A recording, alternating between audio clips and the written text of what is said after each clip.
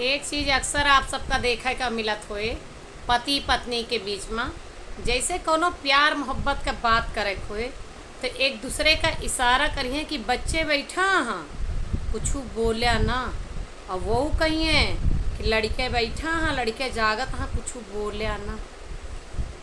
हुआ तो शर्मो हया के बड़ा बड़ा पर्दा लटक जाए, जहाँ तनी के प्रेम के बात करे खोए या एक दूसरे का प्रेम से देखे खोए। लेकिन जैसन लड़ाई झगड़ा का मामला आ जाए तो ना तो पति पत्नी के विचार करे, ना पत्नी पति के।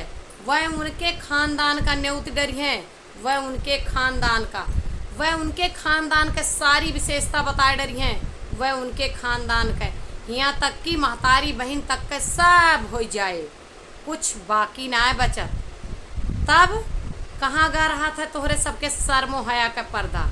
और लड़के जब बड़ा हो जाइए और लड़के आपस में लड़ब शुरू करिए या बेटवा का ब्याह हो जाए पतोहू से झगड़ा करब शुरू करे तो महतारी बाप बड़े समझदार बन के कहिए कि बेटा ऐसे झगड़ा ना करे चाहिए, हम तो कई है संस्कार दे रहे ने, यह है तू सीखिया, डोंट बी फाइट।